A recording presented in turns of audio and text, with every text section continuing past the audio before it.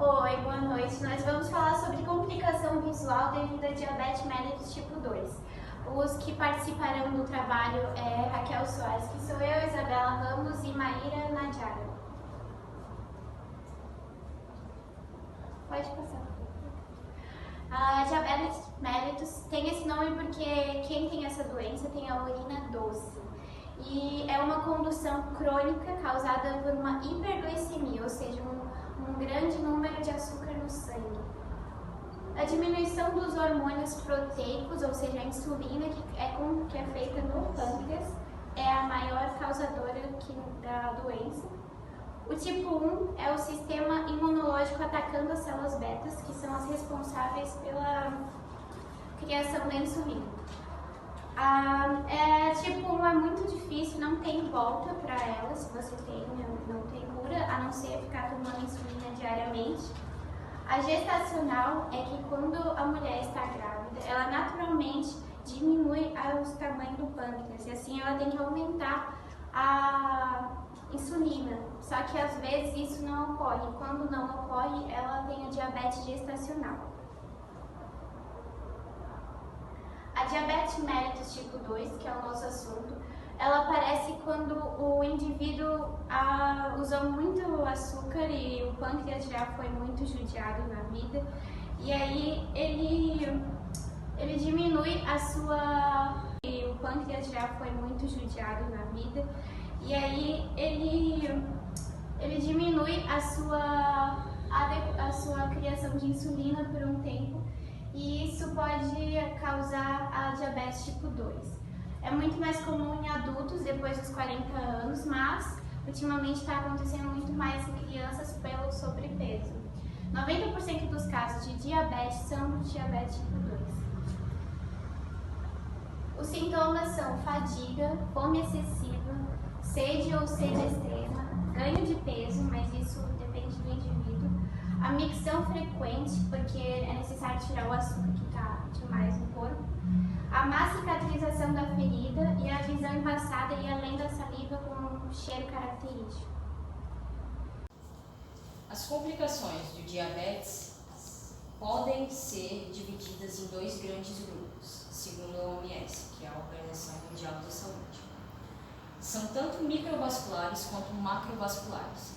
As microvasculares se caracterizam por danos aos pequenos vasos sanguíneos que são localizados nos olhos, podem ocorrer também tanto no rim e também nos nervos. As macrovasculares, elas são doenças cardíacas, incluem as doenças cardíacas e o fluxo insuficiente de sangue para as outras extremidades do corpo. As complicações visuais devido a diabetes mellitus tipo 2 são principalmente glaucoma, catarata e retinopatia. Cerca de 40% dos diabéticos apresentam um desses problemas oftalmológicos, entre outros. A retinopatia ela é um dos principais problemas causados pela diabetes nos olhos, ocorrendo uma obstrução dos vasos sanguíneos que ficam localizados atrás do olho, bem no fundo do olho. Então prejudica a retina, faltando uma oxigenação e acaba consequentemente causando uma visão turva por soltar líquidos como um pouco de fluido, um pouco de gordura, um pouco de sangue. Então o paciente acaba tendo uma visão turva. Essas são as duas características da retinopatia não proliferativa. E a retinopatia proliferativa, que é a minoria dos casos que ocorre, é quando o problema já atinge a mácula do olho, que é próximo ao nervo óptico, do qual abrange a maior capacidade de visão que a gente tem. Então, quando ocorre esse problema na mácula do olho, próximo ao nervo, os pacientes experimentam principalmente um quadro de cegueira ou cegueira parcial.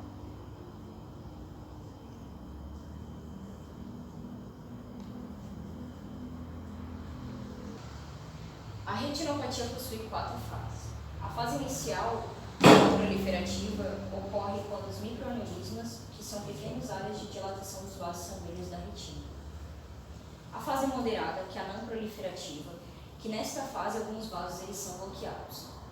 A fase severa, que é a não proliferativa, mais vasos são bloqueados e várias regiões da retina param de receber sangue.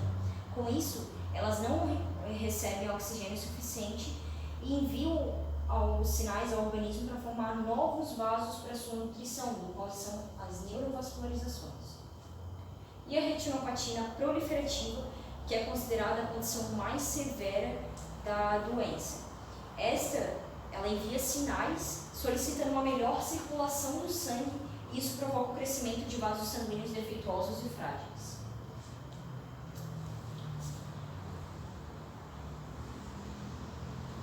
Algumas conjunturas combinadas fazem com que alguns pacientes consigam desenvolver mais facilmente a retinopatia, como, por exemplo, pessoas mais senis, pessoas que têm diabetes há muito tempo, e também a tensão arterial faz com que influencie no desenvolvimento ou não da retinopatia.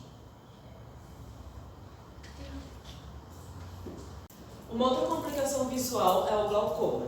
O glaucoma é uma doença ocular caracterizado pela alteração do nervo óptico.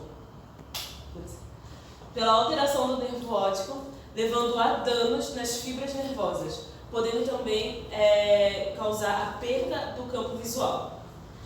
Pessoas com diabetes tipo 2 são 40% mais propensas a sofrer com glaucoma do que as pessoas que não possuem a doença. Aqui nós temos a imagem de um olho com glaucoma, onde possui a diminuição da saída do humor aquoso, o aumento da pressão ocular e o risco de dano ao nervo óptico. A catarata é uma outra doença que pode afetar os diabéticos e ela é uma doença a qual ocorre a perca da transparência do cristalino. O cristalino é uma lente natural que nós temos no olho. E a principal função desse cristalino é proporcionar um foco visual em várias distâncias.